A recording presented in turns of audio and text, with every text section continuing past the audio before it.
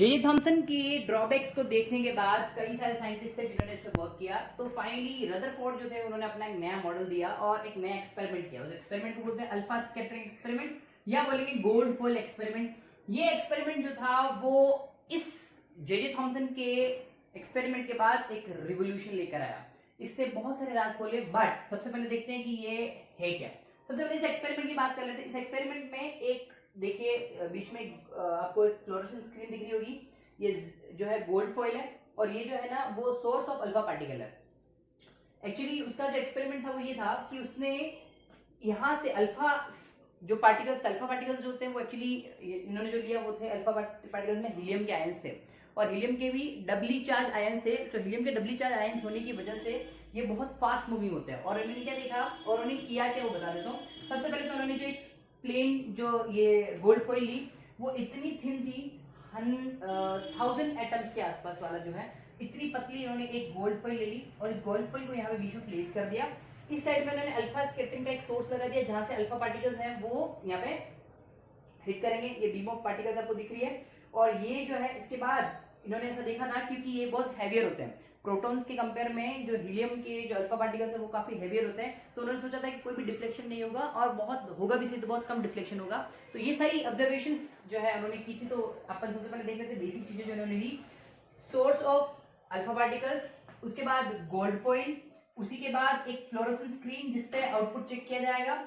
Alpha particles देने के पीछे कंसेप्ट ये था कि सबसे पहले तो ये प्रोटॉन से काफी हैवियर होते हैं जिसमें डिफ्लेक्शन कम एब्जॉर्ब किया जाएगा या कम वीकन से हम लोग देख पाएंगे। साथ ही साथ अल्फा पार्टिकल्स जो होते हैं वो डबली चार्ज हीलियम आयंस इन्होंने लिए थे। तो वो जो थे वो काफी हाई स्पीड होते थे। हाई स्पीड होंगे तो वो यहाँ से पेनिट्रेट कर पाएंगे। तो उन्होंने हाई स्पीड अल्फा पार्टिकल्स यहाँ से लिए। साथ ही साथ बीम ऑफ पार्टिकल्स मैं आपको बता चुका हूँ गोल्ड फॉइल इसलिए ली क्योंकि गोल्ड फॉइल जो है ना वो बहुत सबसे थिन चाहिए थी। तो सबसे थिन जो हो सकती है वो गोल्ड फॉइल ही हो सकती थी, इसलिए उन्होंने गोल्ड फॉइल ली। और सबसे थिन का मतलब 1000 एटम्स के बराबर थी वो, तो उतनी पतली उन्होंने गोल्ड फॉइल ले ली। और पीछे की तरफ जो की फ्लोरोसेंट स्क्रीन जिस पे आउटपुट चेक किया गया। अब इसमें यहाँ पे दिखाया गया कि जब ये बीम ऑफ लाइट यहाँ पे टकराने के बाद यहाँ पे मोस्ट ऑफ द पार्टिकल्स बिल्कुल स्ट्रेट आ गए, मतलब अनडिफ्लेक्टेड पार्टिकल्स बहुत ज्यादा थे। बट स्टिल उन्होंने देखा कि कहीं कहीं पे ऐसे भी डिफ्लेक्शन हो रहे हैं जो मतलब डिफ्लेक्शन तो उन्होंने कम एक्सपेक्ट किया था, स्टिल यहाँ पे डिफ्लेक्शन जो है ना वो आपको देखने को मिल रहे हैं। तो ये जो एक्सपेरिमेंट था इस एक्सपेरिमेंट पे उन्होंने मेजर 3 चीजें ऑब्जर्व की। पहले तो मैंने सबसे मेजर जो चीज देखी वो बता देता हूँ। Most of the alpha particles जो थे वो बिल्कुल स्ट्रेट मूव कर रहे थे। Most of the alpha particles जो है वो बिल्कुल स्ट्रेट मूव कर रहे थे। सेकंड, कुछ अल्फा पार्टिकल्स जो है वो थोड़े से स्कैटर कर गए थे। कुछ अल्फा पार्टिकल्स जो थोड़े से स्कैटर कर गए थे। और उन्होंने ये भी देखा कि 12000 में से एक ऐसा भी पार्टिकल था जो यहाँ से टकराने के बाद वापस रिवर्स हो गया था। तो चलिए हम देखते हैं कि हमने क्या क्या ऑब्जर्वेशंस दी। उसी ऑब्जर्वेशन के हिसाब से हम लोग अपनी एक नई जो थ्योरी है वो बना लेते हैं। देखिए क्या है नई थ्योरी।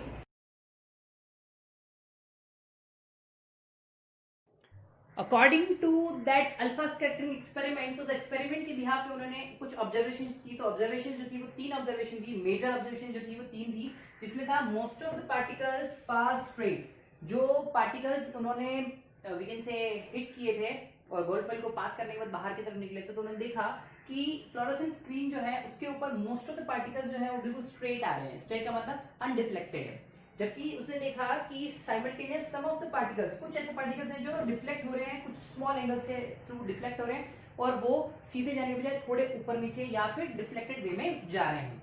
वही उन्होंने देखा 1/12000 का मतलब 12000 में से एक ऐसा पार्टिकल है जो अपीयर टू बी रिबाउंड, जो वापस रिबाउंड करके उनकी तरफ जा रहा है। रिबाउंड करने का मतलब होता है वापस उसी पाथ पे रिबाउंड करके सेम पाथ पे चले जाना, मतलब जिस पाथ से आया उसी पाथ से वापस रिटर्न जा रहा है। तो ये जो 3 ऑब्जर्वेशंस थी, इन 3 ऑब्जर्वेशंस के अकॉर्डिंग उन्होंने 3 कंक्लूजन्स किए थे और 3 कंक्लूजन्स थे। ऑब्जर्वेशंस के बेस पे आए कंक्लूजन्स और कंक्लूजन्स में उन्होंने 3 मेजर कंक्लूजन निकाले क्योंकि 3 ऑब्जर्वेशन थी। तो 3 ऑब्जर्वेशन में से 3 कंक्लूजन निकले। पहला जो ऑब्जर्वेशन था उसमें उन्होंने बताया कि मोस्ट ऑफ द पार्टिकल्स सीधे चले गए अनडिफ्लेक्टेड, मतलब most of the space inside the atom is empty. उन्होंने उसके बेसिस पे, उस पहली ऑब्जर्वेशन के बेसिस पे उन्होंने बोला कि एटम जो होता है उसके अंदर मोस्ट ऑफ द स्पेस जो होता है इनसाइड द एटम, इनसाइड जो एटम के इनसाइड में जो स्पेस होता है मोस्ट ऑफ द स्पेस जो क्या होता है एम्प्टी होता है। पहला, जिस वजह से वो सीधा डिफ्लेक्ट हुए बिना ही वहां से निकल गए थे। दूसरा होता है जो दूसरा उन्होंने बोला some particles having small angle deflection, तो उसके अकॉर्डिंग उन्होंने बोला, उसी ऑब्जर्वेशन के बिहाफ पे उन्होंने बोला the positive charge occupy very little space, तो उस एटम के अंदर बहुत कम स्पेस होता है जो पॉजिटिव चार्ज ऑक्यूपाई करते हैं। और तीसरे पे उन्होंने बोला था कि 12,000 में से एक पार्टिकल ऐसा होता है जो रिबाउंड हो जाता है, सेम एंगल पे रिटर्न चला जाता है, तो वो रिबाउंड होने का कंसेप्ट जो था उन्होंने बताया कि all the positive charge and mass were concentrated in very small volume inside और which is centrally in the atom that is called nucleus, और जिसको न्यूक्लियस का नाम दिया गया। उन्होंने बोला कि पूरा का पूरा पॉजिटिव चार्ज जो होता है और मास जो होता है किसका, एटम का, वो क्या होता है, कंसंट्रेटेड होता है, जो कंसंट्रेटेड होता है इन वेरी स्मॉल वॉल्यूम, पूरे स्मॉल वॉल्यूम जो होता है ना, उस बहुत स्मॉल वॉल्यूम में वो कंसंट्रेटेड होता है और बिल्कुल सेंटर की तरफ होता है, जिसको न्यूक्लियस नाम दिया गया। तो ये जो थी वो तीन कंक्लूजन्स थे जो on the behalf of the observations of Rutherford दिए गए। इसी के बिहाफ पे उन्होंने अपना नया जो थ्योरी था वो दिया, और देखते हो थ्योरी क्या है।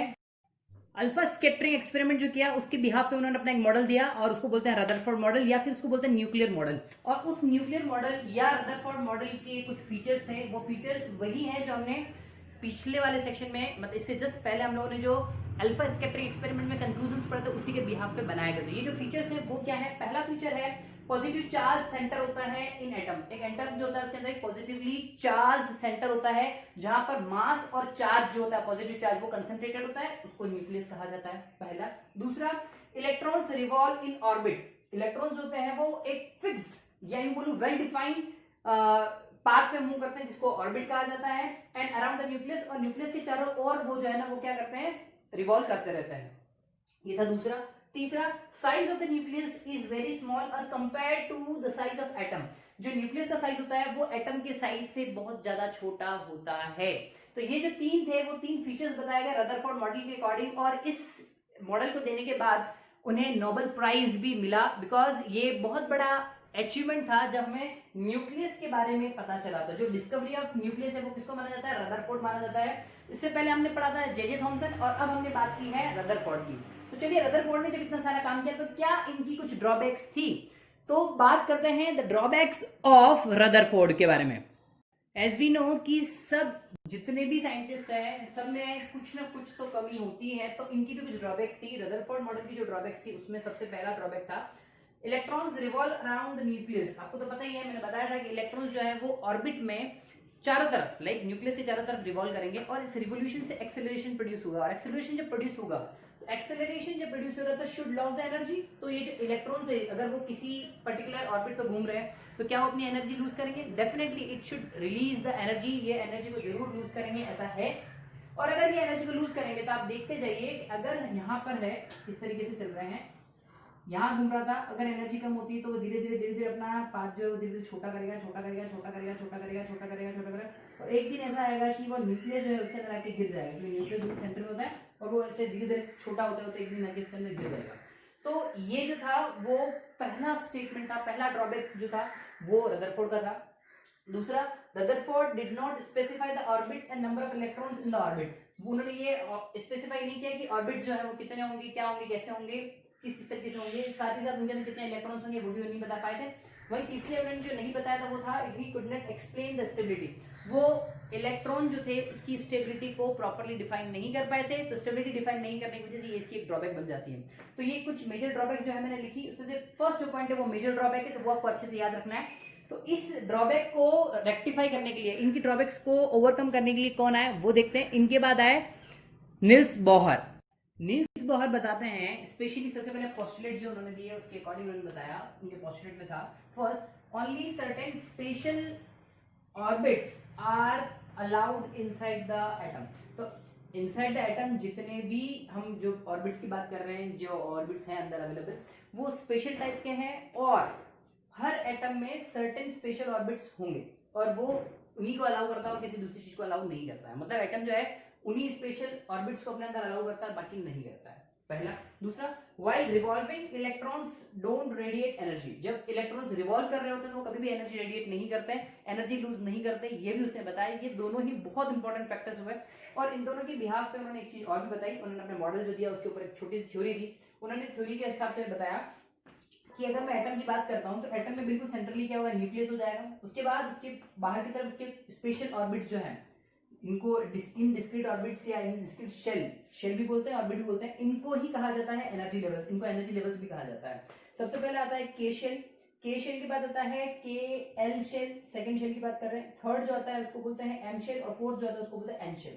और मिडिल में क्या होता है न्यूक्लियस। न्यूक्लियस के चारों तरफ जो है वो ऑर्बिट्स बने होते हैं, तो सबसे अंदर की तरफ जो होता है के, नियरेस्ट टू दी न्यूक्लियस, के के बाद एल, एल के बाद एम, एम के बाद एन। और ये किस बिहाफ पे होते हैं, इनको अगर हम अल्फाबेटिकली शो करें तो अल्फाबेटिकली के एल एम एन शो कर रखा है कैपिटली, और अगर इसको नंबर्स में शो करें तो 1 2 3 4, तो 1 का मतलब के है, 2 का मतलब एल, 3 का मतलब एम, और 4 का मतलब एन रहेगा। मतलब स्मॉल एन से हम पता लगा सकते हैं कि नंबर ऑफ ऑर्बिट्स जो है वो कितने होंगे।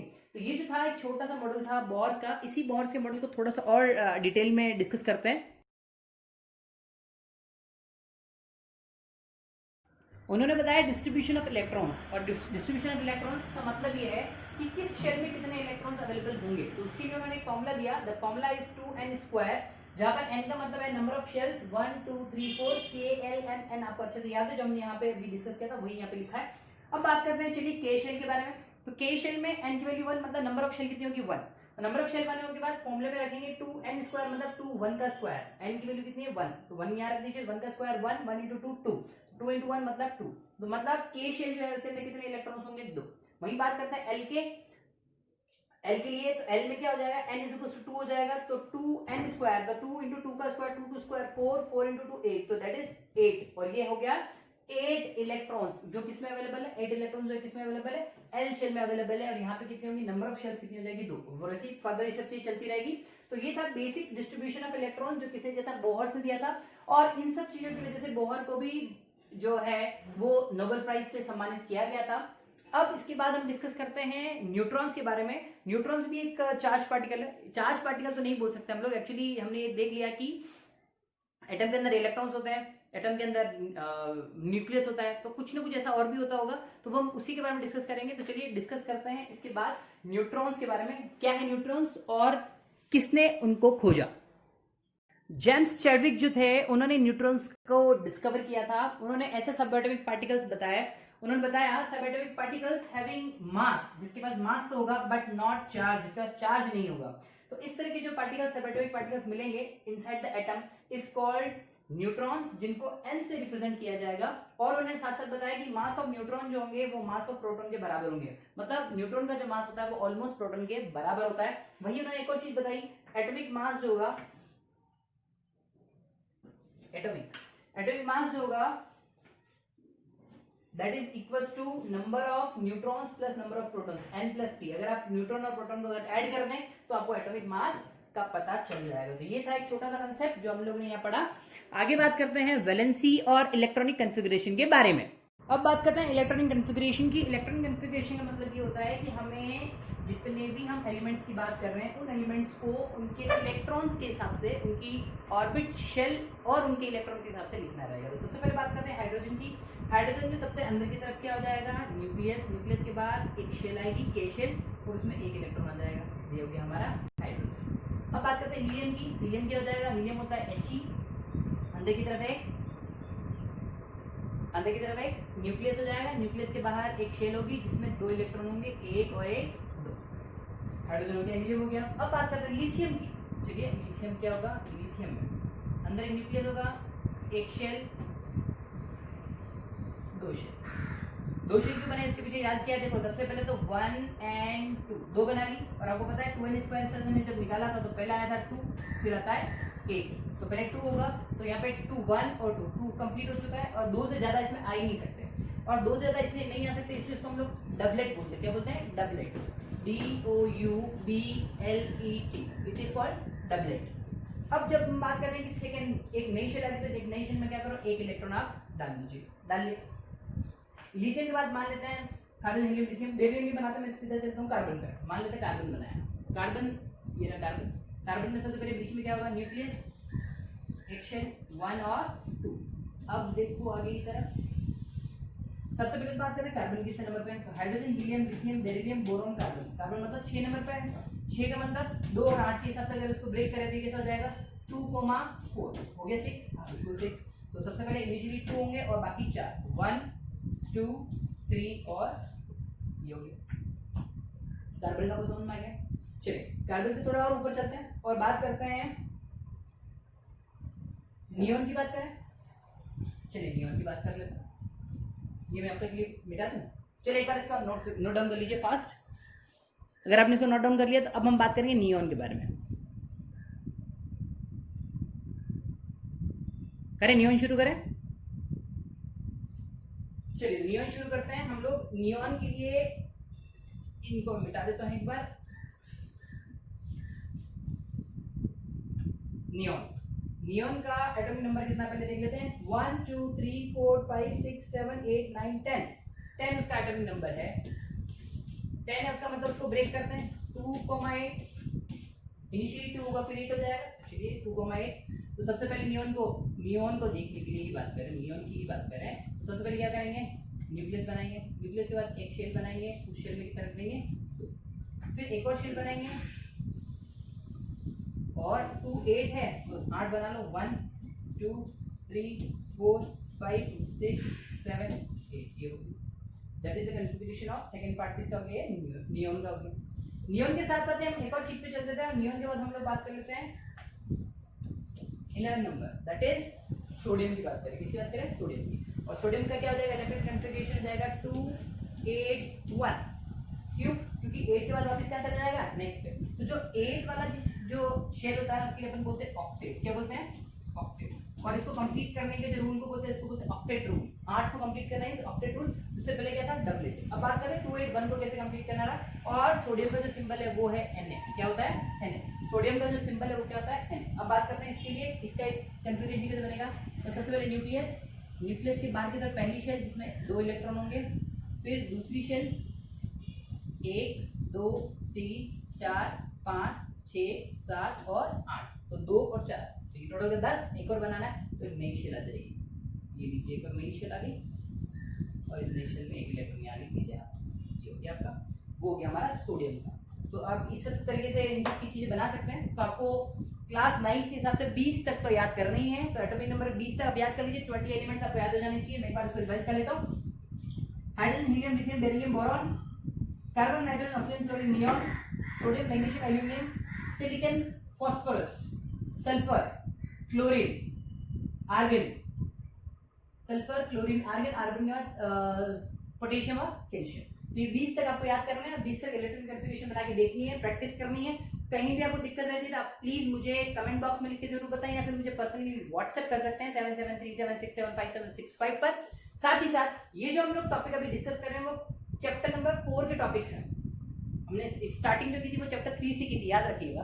हमने चैप्टर की स्टार्टिंग की थी 3 से, जिसमें हमने बात की थी डाल्टन एटॉमिक थ्योरी और केमिकल कॉम्बिनेशन कैसे होता है उसके बारे में। फिर हमने बात की थी एटम्स, मॉलिक्यूल्स क्या होते हैं। और फिर एटम्स मॉलिक्यूल्स को डिस्कस करने के लिए हमने और फर्दर डिस्कशन पर डाल दिया और हमने पढ़ा था J Thomson, Rutherford, Niels Bohr. Niels Bohr के बाद ये सारा चीज हम लोग पढ़ रहे हैं। तो ये पढ़ने के बाद मुझे इसका थोड़ा सा और बाकी है, उसको पढ़ने के बाद वापस हम लोग चलेंगे चैप्टर नंबर 3। चलिए ये सब आपको समझ में आ चुका है, इलेक्ट्रॉनिक कॉन्फ़िगरेशन को क्लियर है। अब इलेक्ट्रॉनिक कॉन्फ़िगरेशन के हिसाब से ही हम बात करेंगे वैलेंसी के बारे में। किसके बारे में, वैलेंसी के बारे में। तो चलिए देखते हैं वैलेंसी क्या होती है।